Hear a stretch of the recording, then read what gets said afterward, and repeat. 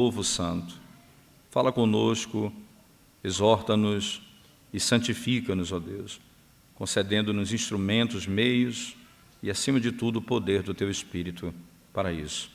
Em nome de Jesus. Amém. Esse tema, irmãos, da meditação é um tema caro para a igreja, mas tão negligenciado e até mesmo desconhecido, não é? Como esse tema é fundamental para a vida da igreja e para cada membro e cada indivíduo e cada casa, cada família. Isso é tão importante porque os nossos pais do passado, os puritanos, eles tinham isso como uma prática tão clara de vida e como isso mudou e afetou a vida deles profundamente, como eles lidavam com esse assunto de maneira tão sábia e santa. E baseado nessa necessidade e nesse princípio, à luz das Escrituras, é que eu quero tratar com os irmãos sobre esse assunto hoje em particular. Primeiro, lembrando aos irmãos que o homem, ele é uma criatura por natureza social, né?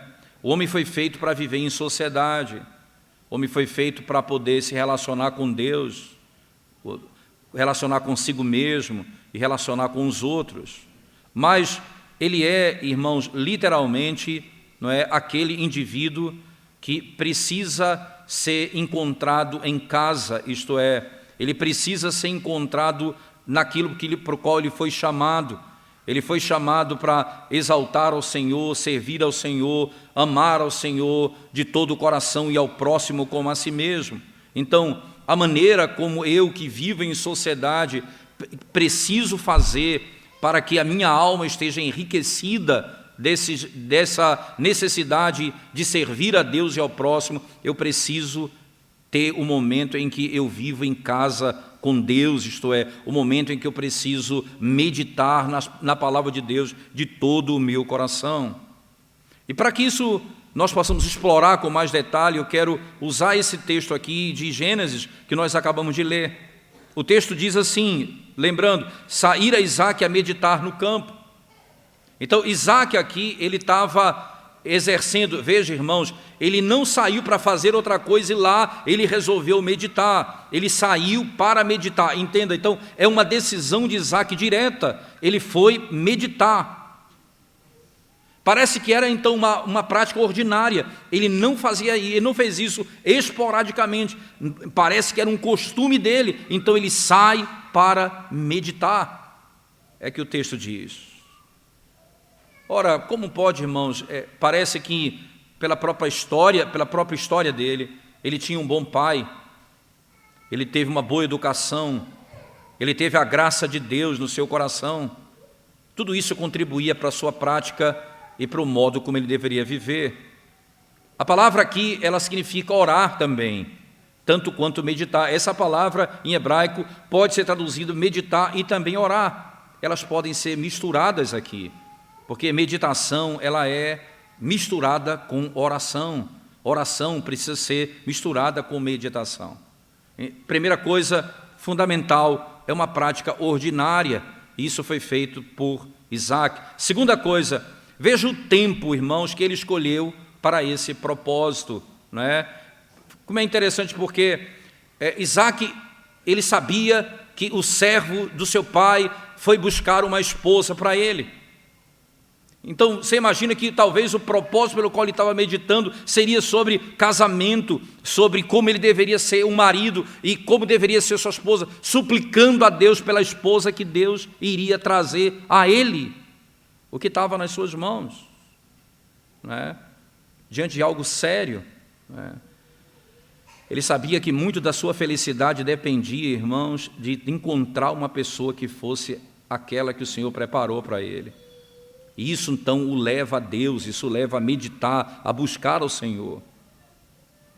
O texto diz aqui no verso 63, no campo, ao cair da tarde, parece então que esse indivíduo, ele foi, depois de concluir as suas atividades normais, então, ele não fazia isso no horário de que ele estava cumprindo as suas tarefas, então, na hora do trabalho, na hora de cuidar das coisas específicas.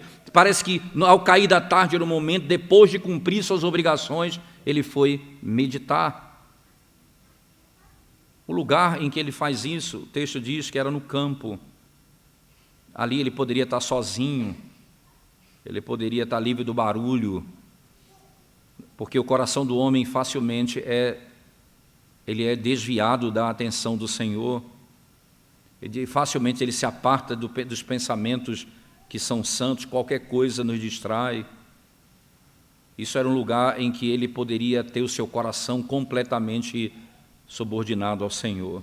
No campo, ele tinha a visão da criação diante dele, e isso também o ajudaria na meditação, né, e a exercitar todo o poder que ali estava estabelecido.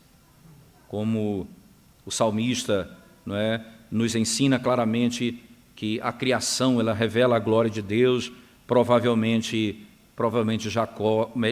Isaac aqui tinha essa consciência tão clara que no cair da tarde, no campo, ele sai para meditar. Acontece uma coisa muito intrigante aqui no texto, irmãos, é que quando não parece que foi uma surpresa, a surpresa foi o momento em que ela chega. Parece que ele fazia isso continuamente, diariamente, não é? Mas só que a providência de Deus se encontra nesse momento, quando ele estava cumprindo o seu dever. Ele viu, como diz o final do verso 63, erguendo os olhos, viu, e eis que vinham camelos. Eis que vinham camelos. O que é que vinha ali? No verso 64 diz, também Rebeca levantou os olhos e vendo a Isaque, apeou do camelo. E perguntou ao servo, quem é aquele homem que vem pelo campo ao nosso encontro? É o meu senhor, respondeu. Então tomou ela o véu e se cobriu.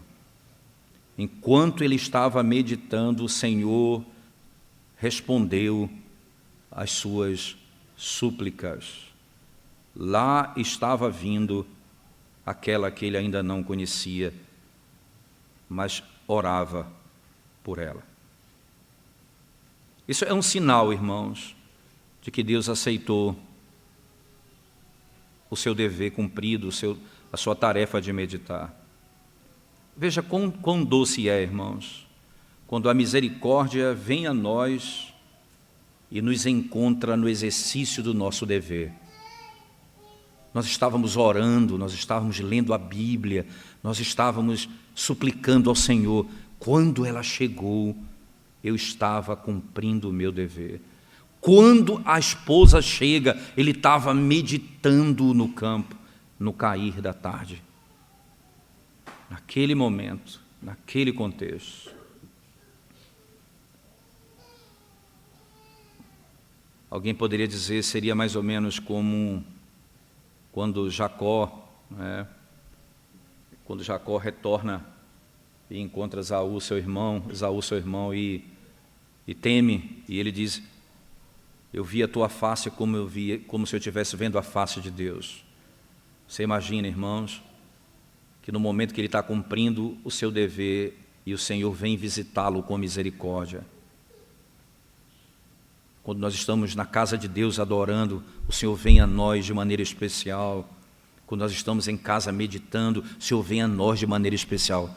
O Senhor vem ao nosso encontro no momento em que estamos cumprindo os deveres que Ele nos deu para fazer.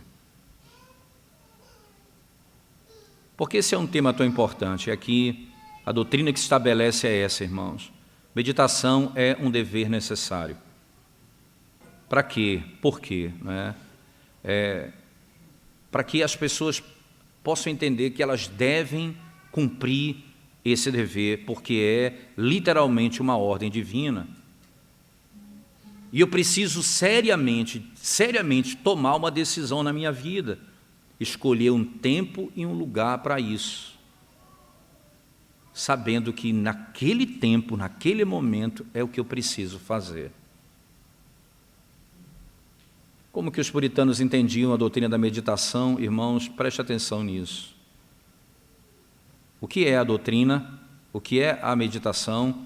E como aplicar isso à nossa vida? Primeiro, a meditação ela é dividida em duas partes. É assim que eles compreendem meditação. Meditação ela é chamada ocasional, certo? E aquela chamada solene. Aquilo que nós estamos vendo com Isaac é a meditação solene. A ocasional é quando a meditação ela surge de alguma ocasião que de repente aparece diante de mim. Quando eu estou andando e alguma coisa vem a mim, acontece, e naquele momento eu oro, tem uma ocasião curta que eu paro e penso, Senhor, tem misericórdia, me ajuda, me socorre, e eu penso naquele momento nas coisas de Deus por algum momento, rapidamente. A outra meditação é essa que é chamada meditação solene ou fixada, quando a alma deliberadamente se coloca a pensar sobre alguma coisa espiritual com o objetivo de ter o seu coração transformado e Deus exaltado. É a meditação que nós podemos ver na história desse texto. E 3 coisas são consideradas aqui. Primeiro, eu preciso escolher algum tema espiritual para meditar sobre. Muitos meditam sobre muitas coisas, irmãos, muitas coisas. Por exemplo, os homens maus, os que não temem a Deus, como no Salmo de número 36. Por favor, abra sua Bíblia comigo. Salmo de número 36, veja como os ímpios fazem. Salmo 36, versículo 4 diz assim: no seu leito maquina a perversidade, detém-se em caminho que não é bom, não se despega do mal. Veja, no seu leito maquina a perversidade. Muitos passam tempo na noite, na madrugada, meditando no mal, maquinando o mal, pensando em impurezas, imaginando coisas, avaliando como poderia ser, o que seria. Eles gastam o tempo da noite, o tempo do seu dia, meditando naquilo que é maligno. Naquilo que é maligno, irmãos. Eles se colocam para isso. Outros empregam seus pensamentos somente para pensar nas coisas do mundo. Quando eu tiver isso, como eu posso adquirir aquilo? E passa o tempo da vida pensando nessas coisas dia e noite.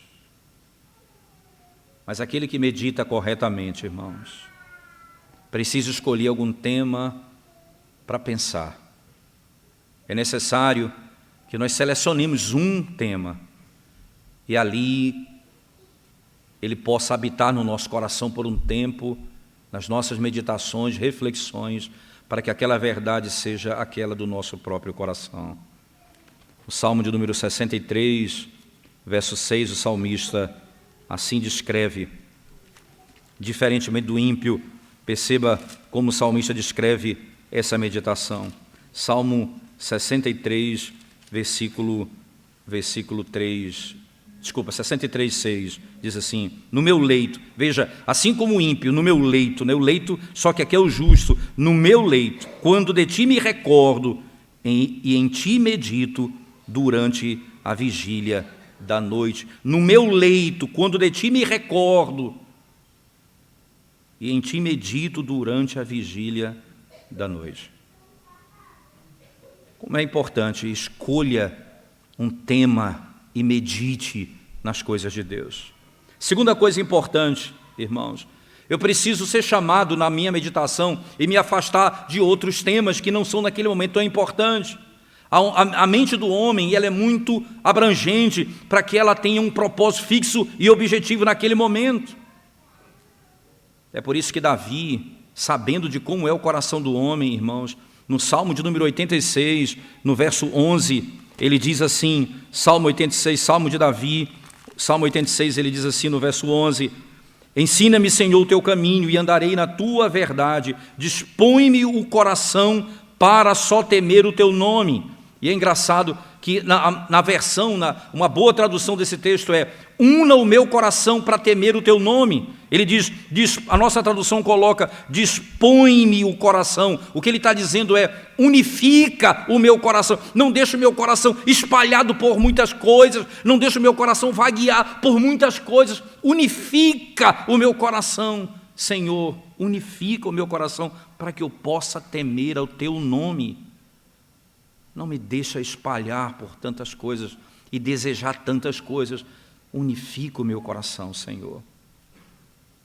Eu preciso empregar o meu coração por coisas espirituais, irmãos, quando escolhidas, para pensar sobre ela, estudar, seriamente considerar, entender, até que as minhas afeições sejam movidas e meu coração seja restaurado.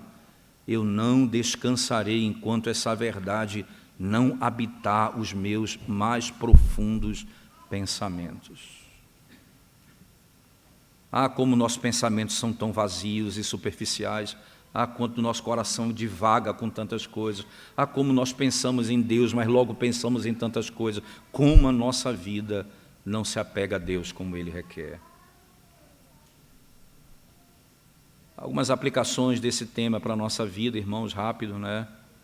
E aqui nós precisamos ser exortados a ter a consciência de que esse é um dever, meditar é um dever, né? Então, particularmente, que nós chamamos de meditação solene na palavra de Deus. Nós precisamos orar dessa maneira.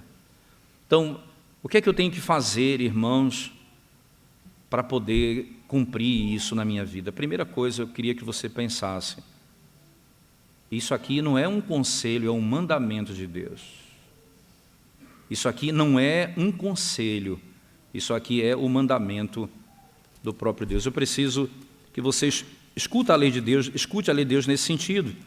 O Salmo de número 4, verso 4 diz assim: irai-vos e não pequeis, consultai no travesseiro o coração e sossegai. Consultai o travesseiro no seu coração. Veja, o que está escrito ali, irmãos, literalmente hebraico é: comungue com o teu próprio coração na tua cama. Comungue com o teu próprio coração na tua cama e medita sobre estas coisas. Medita sobre essas coisas. Paulo diz a Timóteo, na primeira carta, no capítulo 4, verso 5, ele diz a Timóteo: medita, Timóteo, nestas coisas. 1 Timóteo 4, 5, ele ordena a Timóteo, é um dever de Timóteo. Timóteo, ele é um pastor de igreja, medita nestas coisas. Não é apenas saiba, não é apenas compreenda, mas medite nisso. Paulo está dizendo a Timóteo, irmãos, por que você foge do furto? Porque Deus ordena, não furtarás. Por que você foge do adultério? Porque Deus diz, não adulterarás. Por que você luta contra a falsidade e o engano? Porque a Bíblia diz, não levantarás falso testemunho contra o teu próximo. Por que você foge da cobiça? Porque a Bíblia diz, não cobiçarás. Ora, se a lei de Deus me manda fazer isso e eu devo obedecer, por que não obedecer ao mandamento que diz, medita nestas coisas? Por que a lei me manda fazer isso e eu não faço? Por que não levamos isso em consideração? Nós não devemos ter vergonha, irmãos, de considerar todos os mandamentos do Senhor. O mandamento de Deus precisa ser obedecido em todos os aspectos e Deus ordena de coração que venhamos a meditar como ordenado pela própria palavra dele. Segunda coisa importante, não apenas considere o fato de que meditação é um mandamento, como acabamos de ver. Também considere o fato, irmãos, de que ela é desejável pelo testemunho, irmãos, que nós temos da prática do povo de Deus. Foi assim que Isaac fez, Davi fez. Davi colocou que ele medita na lei de Deus dia e noite. O Salmo de número 1, na tua lei medito dia e noite. É algo desejável. Ele diz, o meu prazer está na tua lei, e na tua lei medito dia e noite. É um prazer, algo que é desejável, não é apenas ordenado por Deus, mas é algo que precisa ser desejado pelo povo de Deus. Em terceiro lugar, irmãos, o uso é notável para o crescimento do cristão, né? Porque vai fazer o indivíduo crescer em conhecimento.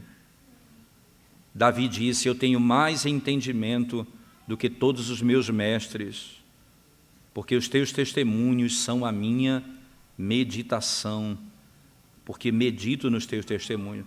Salmo 119, verso 99, Davi diz isso, exatamente isso.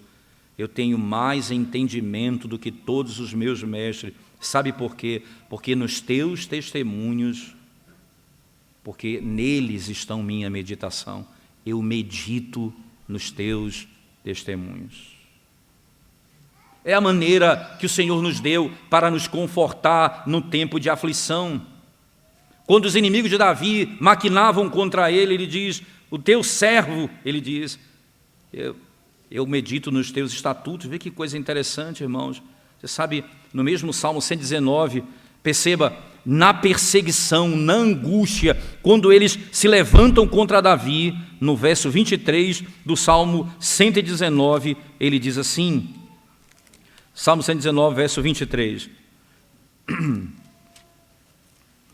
do texto da palavra de Deus, assentaram-se príncipes e falaram contra mim, mas o teu servo considerou, veja, o teu servo meditou nos teus decretos. Enquanto eles maquinavam o mal contra mim, o que eu fiz? Eu meditei nos teus testemunhos, nos teus decretos. Isso concede ao cristão, irmãos, um doce alívio e uma doce percepção da bondade de Deus. Continuamente, o Senhor descreve isso com tanta beleza no mesmo Salmo que nós já lemos, não precisa abrir, apenas preste atenção no Salmo 63, versos 5 e 6, diz assim, como de banha e de gordura, farta-se a minha alma, e com júbilo nos lábios, a minha boca te louva, no meu leito, quando de ti me recordo, e em ti medito durante a vigília da noite. Eu medito, perceba, irmãos, eu devo meditar porque é uma ordem de Deus, eu devo meditar porque é desejável, eu devo meditar porque vai fazer com que o cristão cresça diante de Deus em conhecimento, em alívio diante das muitas perseguições e sofrimento dessa vida, e também vai mostrar a bondade de Deus sobre nós.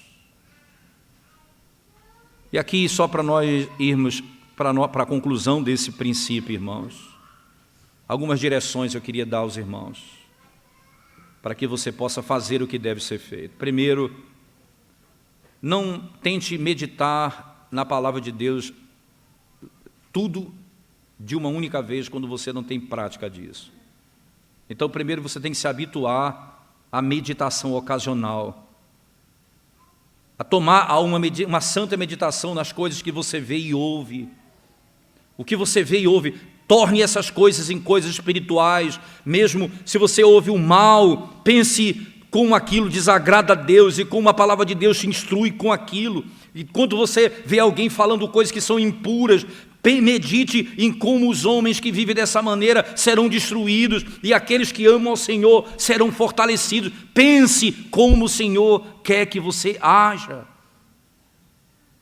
Essa foi a prática de Cristo, irmãos. Ele espiritualizou as coisas desse mundo. Ele olhava para as coisas do campo, ele olhava para o pescador, ele olhava para o homem que lançava a semente, ele olhava para aquele que semeava, e tudo que ele via, ele contemplava a sabedoria de Deus. A semente que cai, a que germina, o fruto de uma árvore. Pense nessas coisas.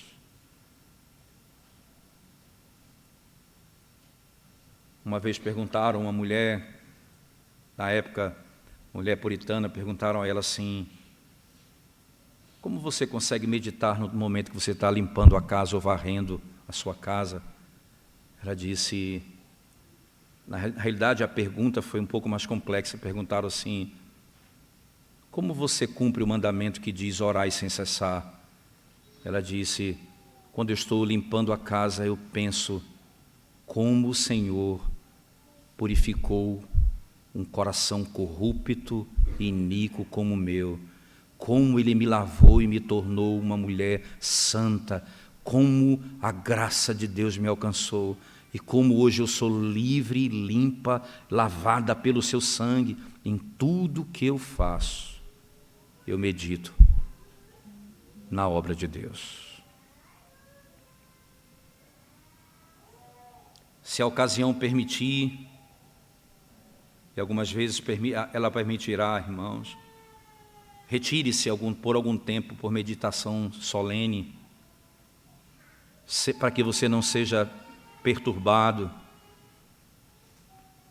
Há momento que você precisa sair para meditar, até mesmo das coisas dessa vida.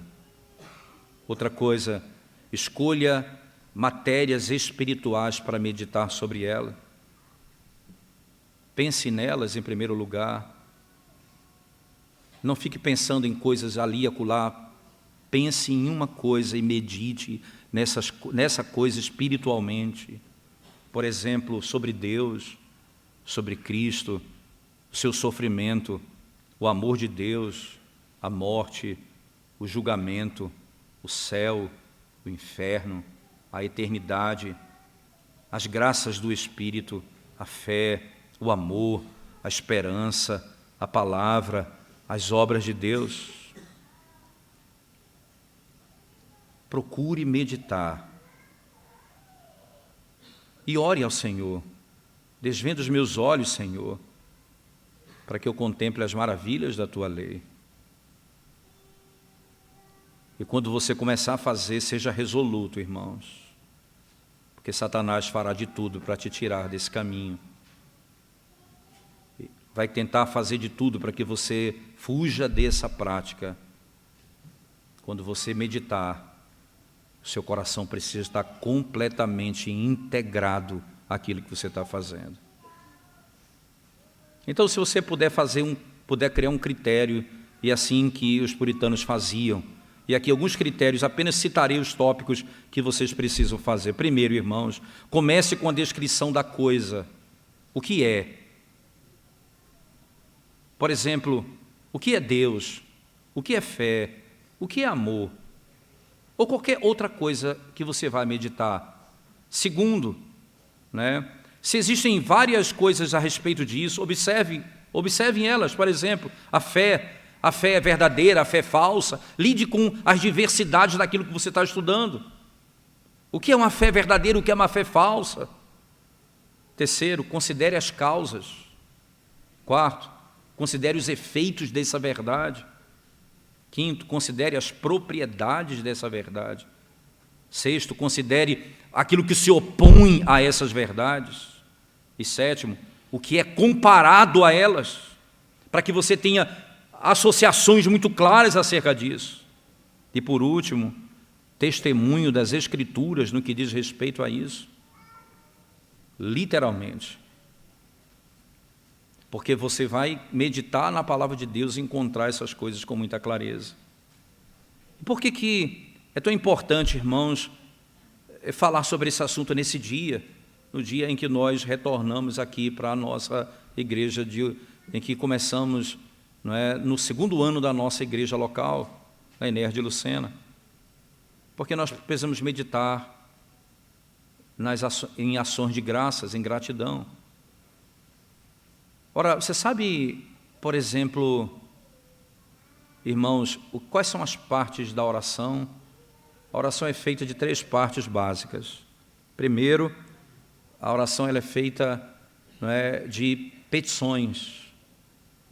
Segundo, de confissão de pecados. Terceira parte da oração, de ações de graça, de gratidão. Então, como é que nós podemos meditar num tempo como esse, no momento que nós estamos vivendo como igreja, dando graças ao Senhor por tanto bem que Ele fez por nós, da bondade dEle para conosco? O que podemos pensar nessas coisas? Podemos pensar como a misericórdia de Deus, e pensar aqui na gratidão do Senhor. Veja, eu sou grato ao Senhor, eu presto ao Senhor culto de ações de graça, eu elevo os meus olhos ao Senhor e manifesto gratidão a Ele. E por que eu devo agradecer? Eu agradeço, irmãos, por bênçãos espirituais primeiro. Primeiro eu olho para por aquilo que o Senhor fez por minha alma. O Senhor me conduziu à felicidade eterna. E por isso Ele deve ser exaltado e minha alma deve ser grata de todo o coração por isso. Eu preciso, irmãos, ser grato por tudo aquilo que eu recebi, fé, salvação, redenção, santificação, tudo que me foi concedido pelo Senhor. Como diz o apóstolo Paulo a igreja de Éfeso, o Senhor que nos abençoou com toda a sorte de bênçãos espirituais nas regiões celestiais. Eu devo pensar como gratidão ao Senhor, irmãos, também, não apenas nas coisas espirituais, mas também nas coisas temporais, desde o ventre da mãe até hoje. É preciso reconhecer todo dia, porque elas se renovam a cada manhã. Nós devemos ser gratos pelas misericórdias conferidas, não somente a nós, mas também aos outros, às pessoas e às sociedades. Foi que Paulo disse a Filemon no verso 4, eu dou graças ao meu Deus, fazendo menção de vós em todas as minhas orações. Ele disse isso aos Filipenses, no capítulo 1, verso 3, eu dou graças ao meu Deus, por toda vez que me lembro de ti, todas as vezes que me lembro de ti, eu dou graças a Deus. Paulo tinha na mente dele tudo aquilo que Deus fez na vida de Filemon, toda vez do que ele fez à igreja de Filipe, ele dá graça, quando ele lembra daquilo, ele dá graças a Deus por isso. Isso deve ser o que deve pairar o nosso coração, pelo que já recebemos, pela salvação que recebemos e pelas bênçãos de todo dia que nós recebemos das mãos do Senhor.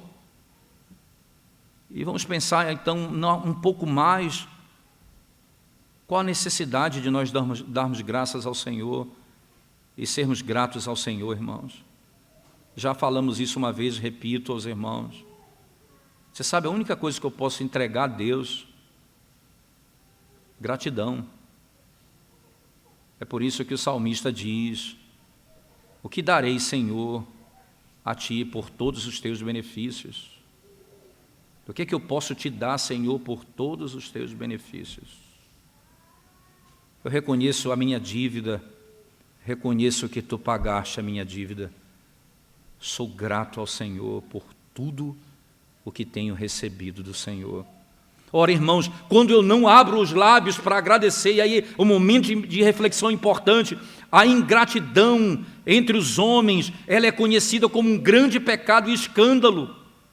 Até mesmo, perceba isso, até mesmo entre os homens, quando você não é grato por aquilo que recebe, você é tido como alguém muito ruim. Ora, existem muitas maldades na sociedade, mas o indivíduo ingrato, ele é tratado com desprezo na sociedade.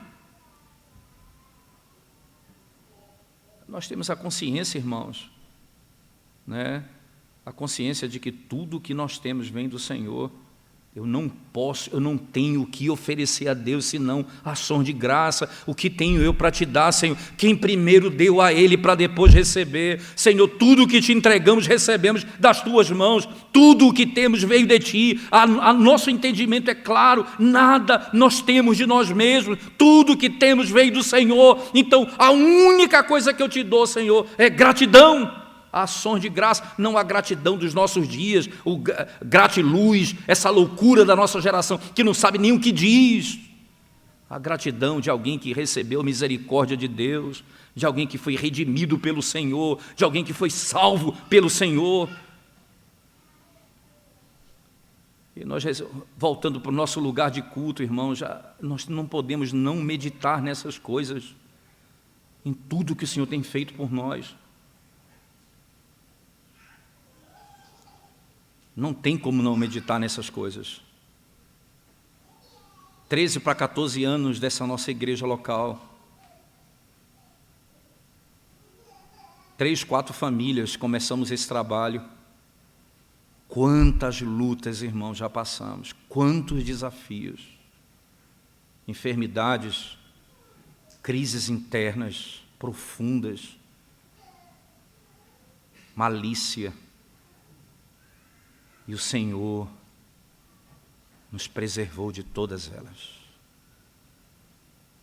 Meu Deus, nada fizemos para merecer. O que temos para te dar, Senhor, senão gratidão? Render louvores ao teu nome por tudo o que o Senhor tem feito. Por tudo que o Senhor tem feito. E como eu devo dar graças a Deus com o coração alargado? Porque tudo que eu tenho não é merecido.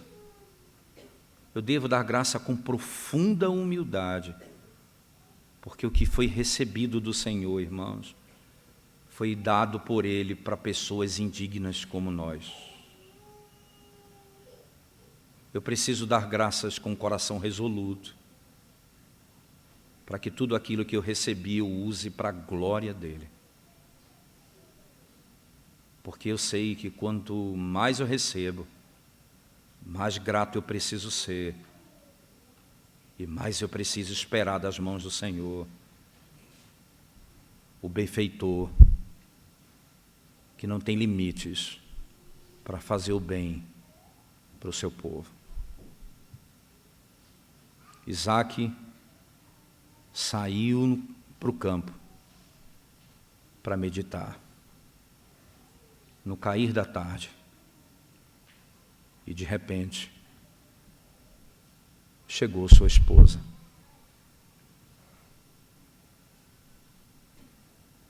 Sobre o que você precisa meditar, irmão?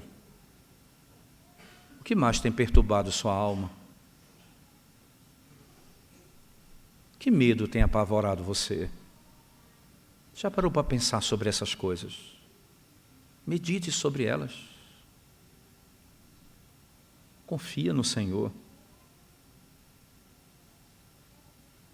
De repente,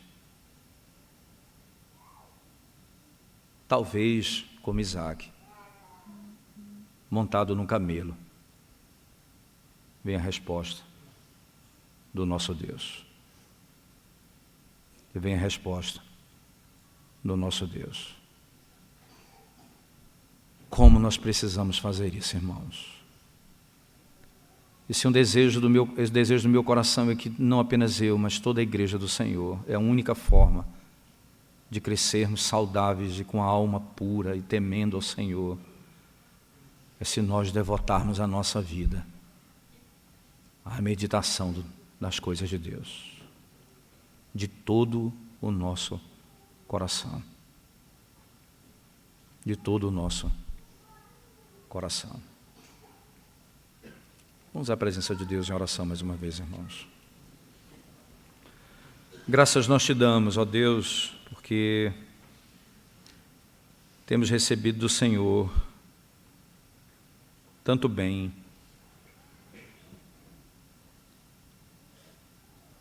tanta bondade, Senhor. E nós sabemos de modo inequívoco que não há em nós nada, Senhor Deus, que possa merecer essas coisas, senão a Tua misericórdia, a Tua bondade. Então te entregamos aquilo que precisa ser entregue.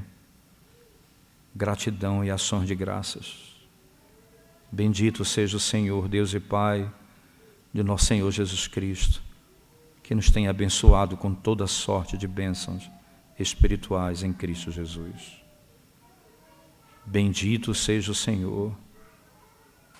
Ó, desperta o nosso coração para essas verdades tão preciosas, Senhor, para o nosso bem, para o bem da igreja e para a glória do Teu nome. Em nome de Jesus. Amém, Senhor Deus.